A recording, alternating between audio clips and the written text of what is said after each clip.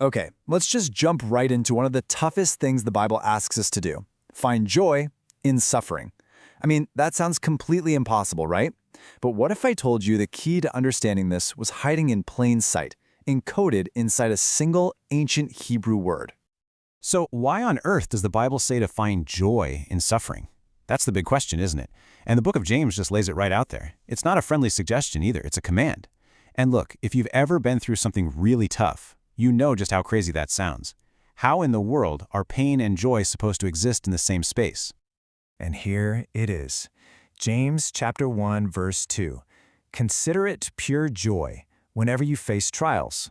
Notice that. It doesn't say if you face trials. It says whenever. We all will. And this isn't about slapping on a fake smile. That word consider is a command to your mind. It's about intentionally reframing how you see things, looking at it from a totally new angle. So what angle is that? Well, what's so cool is that the answer might not actually be in the Greek text of James, but way deeper, in its Hebrew roots. It seems the secret is hidden inside the most famous Hebrew word for peace, shalom. You see, its three root letters, they actually form a kind of map, a guide for how to get through the exact kind of trials James is talking about. So this map is built from three Hebrew letters, Shin, Lamed, and Mem. Think of them as three steps on a journey. First, there's the crisis. Then comes the choice. And finally, the completion. Altogether, they spell out a process for becoming whole. Ready? Let's dive into that first letter. All right, step one. This is the letter Shin, and it represents fire. This is the crisis. It's the trial that just sets everything ablaze. But here's the key. In Hebrew thinking, this isn't just random, meaningless chaos. It's actually a necessary test. I mean, just look at the letter Shin. It literally looks like flames reaching up. It stands for a consuming fire, that moment of judgment or crisis that forces you to face reality head on. But we're not talking about a fire that just burns everything down. This is a refining fire. It's what the Bible calls a nisayon, a test that's designed to prove you and purify you, not to destroy you. And once you see this Shin event all over James chapter 1. Those trials that produce perseverance? Yep, that's the refining fire.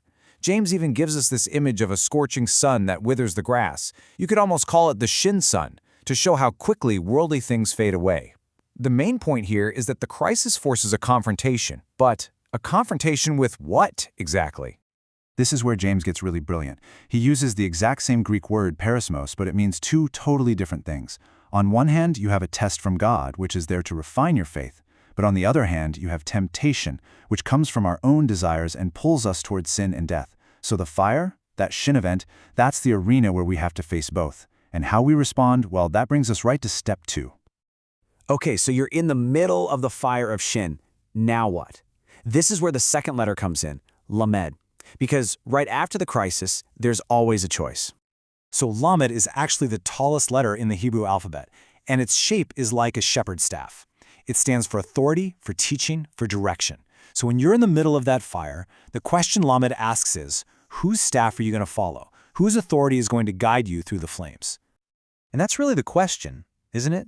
When a crisis hits, you're just flooded with voices. You've got your own fear screaming at you. You've got the world's opinions, your own selfish desires, all of it. And then there's the voice of God offering wisdom. So who do you listen to? This maps perfectly onto what James says next about two kinds of people. You have the single-souled person who follows one staff, one lamed. They ask God for wisdom, and they get it. But then you have the double-souled person. The Greek word is dipsychos, and they're trying to follow two staffs at the same time. They're torn, split between loyalties, just wavering in doubt. And that is a state of anti-wholeness. It's the exact opposite of where we want to end up. And James has this incredible image for the double-souled person. He says they're like a wave of the sea, blown and tossed by the wind. Just totally unstable, no anchor. And you got to remember, in Hebrew thought, the sea, the yam, often represents chaos and death. So the person trying to follow two different authorities is just being pushed back toward that chaos, never able to find solid ground. It really makes the choice of which lamed to follow a life or death decision. So what's the result?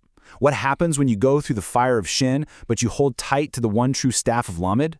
Well, that brings us to our final letter, Mem. The letter Mem symbolizes water, but it also has this amazing secondary meaning, a womb. And specifically, the final form of the letter is a closed square. It pictures a sealed, completed space. It's an image of fullness, of completion. It's that protected place where new life is actually formed. This is the destination of our whole journey. And what's just incredible is that James then describes two completely opposite kinds of births. First, there's the dark birth. This is what happens when we follow the wrong lamed, when we listen to our own selfish desire. That desire conceives and it gives birth to sin, which ultimately gives birth to death. But there is another path. When we follow God's lamed, He gives birth to us through the word of truth, and that divine birth results in real, lasting life. And the ultimate outcome for the person who perseveres, who goes to the fire following the right staff, is what James calls the crown of life. Now think about this. This isn't just some trophy you get when you die. It symbolizes a whole new state of being. It's that sealed, whole, complete life that was formed inside the womb of the Mem. It's the goal of this whole process. Okay, so let's recap. We've walked through the fire of Shin. We've made our choice with the staff of Lamed, and we've arrived at the womb of Mem. So now, let's put the whole map together and see what it spells out. When you take Shin, the fire of the crisis, and you add Lamed, the staff of authority, and you add Mem, the womb of completion, what do you get? You get the Hebrew root word, Shalom. And what does Shalom mean? It means complete, whole, lacking nothing. That is the exact state James promised right back at the beginning of this whole journey. So this is the secret. Peace, shalom. It's not just a nice feeling. It's the outcome of becoming shalom. It's a wholeness that is forged inside the fire. And maybe, just maybe, that's where the joy comes from. Not some fake happiness that pretends the pain isn't there, but a deep, solid joy that comes from knowing that all of it, it's forging you into something complete, something that will last. So this leaves us with a really powerful question to think about.